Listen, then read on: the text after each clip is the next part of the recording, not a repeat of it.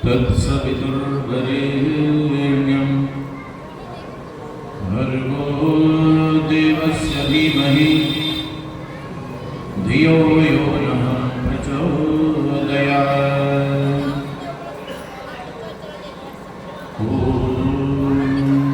त्वमेनं पिता ऋषो त्वमाता शतक्रतुः बहुविधः अधाते सुनमीमहे। त्वमेव माता च पिता त्वमेव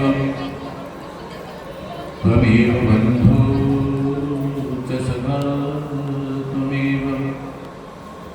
त्वमेव विद्या द्रविणं त्वमेव सर्वं मम देव। नमस्ते सतयते जगत्कारणाय नमस्ते चिते सर्वलोकाश्रयाय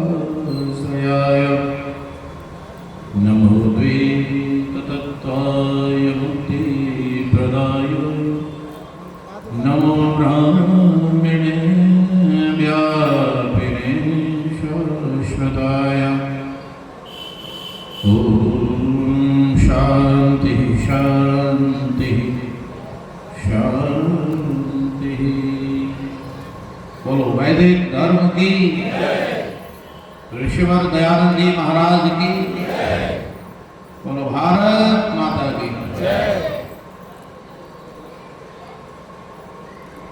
पवित्र वेदी पर विराजमान सभी अतिथि विद्वानगण, सम्माननीय श्रीमती अलका आर्या जी, सम्माननीय ज्ञान चंदारी जी, कार्यक्रम में उपस्थित सम्माननीय आचार्य योगेश भारद्वाज जी, जिनका आरंभ में आपने कार्यक्रम सुना, गुरुकुल की ब्रह्मचारिणियां, आर्य समाज के प्रधान श्रीमान ओम प्रकाश जी, मंत्री श्री प्रोफेसर रामाशंकर प्रसाद जी, श्री हरिलाल ठाकुर जी, सभी अधिकारीगण, अधिकारिणी माताएं बहनें, आर्य समाज रक्सौल और अन्य सभी आर्य समाजों से पधारे हुए अधिकारी कार्यकर्ता महानुभाव, प्रबुद्ध और जागरूक धर्म के अभिलाषी सज्जनों,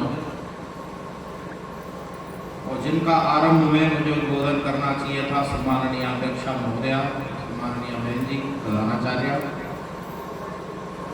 प्रबुद्ध और जागरूक धर्म के अभिलाषी सज्जनों, वंदनीय मातृशक्ति, प्यारे बच्चों, नौजवान साथियों और सभी नगरवासियों, आज आप पंडाल में बैठकर कार्यक्रम का आनंद ले रहे हैं। मैं चाहता हूं एक बार आप उन लोगों को धन्यवाद करो ताली बजाकर, जिन्होंने फिर से पंडाल खड़ा कर दिया। बहुत मेहनत की है भाई लोगों ने, रात भर लगे रहे, बहुत परिश्रम किया है।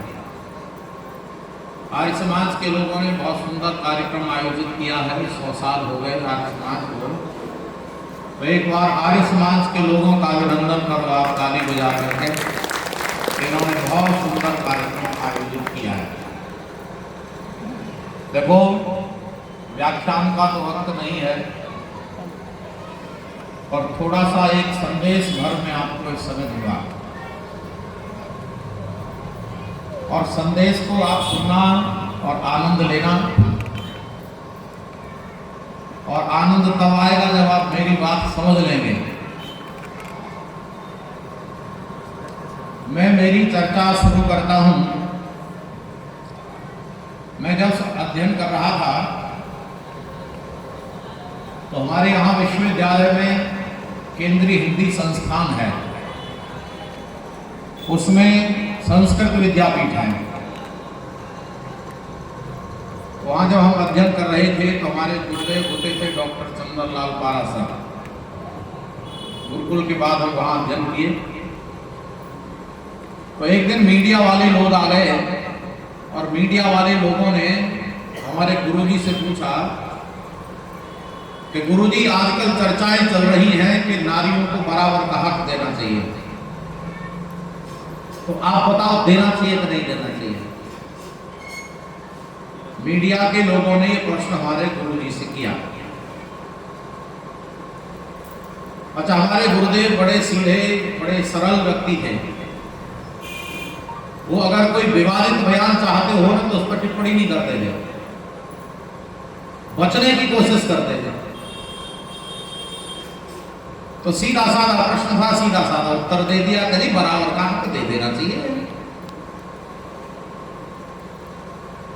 सबको बराबर का हक मिलना चाहिए।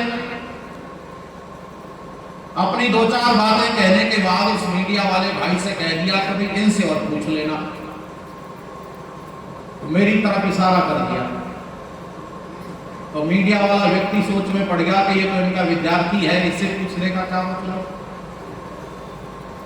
और फिर भी जब गुरुजी कह रहे हैं तो चलो पूछ लेते हैं। तो मेरे से मेरी तरफ उसने माइक कर दिया, कहता बताओ भैया, आप बताओ महिलाओं को बराबर का हक देना चाहिए कि नहीं देना चाहिए? तो हमने कहा यहां मत पूछो, बाहर बरामदे में चलते वहां बताएंगे।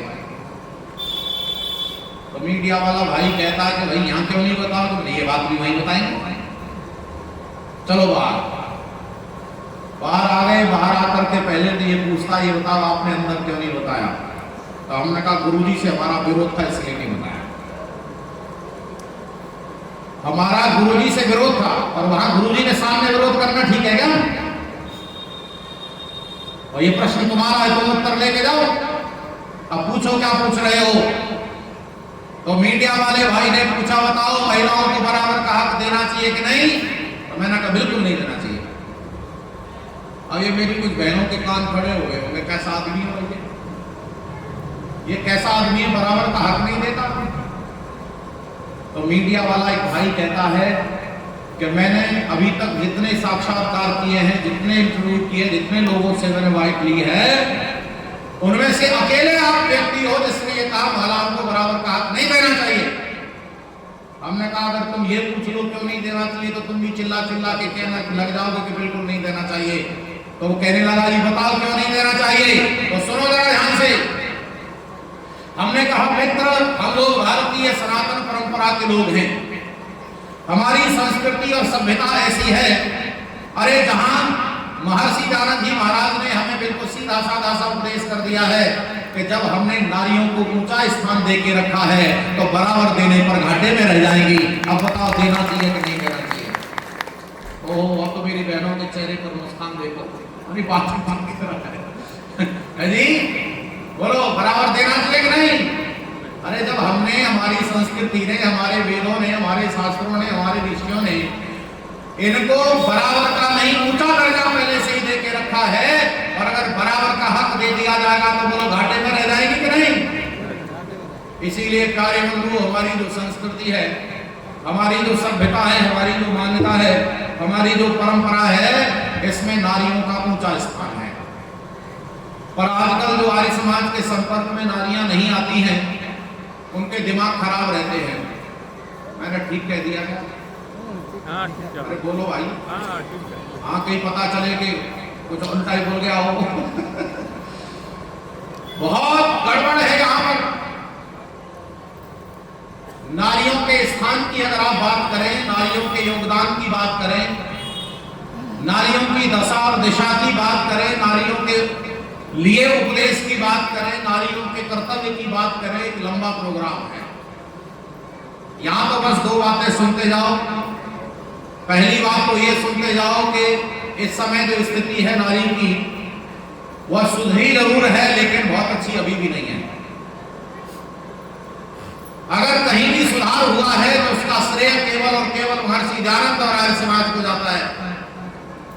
नारियों की जो भी दशा सुधरी है, चाहे उनका अध्ययन करने का वातावरण बना है, चाहे ऊंचाई पर चढ़ने का वातावरण बना है, चाहे नौकरियों पर जाने का वातावरण बना है, चाहे प्रधानमंत्री बनने का वातावरण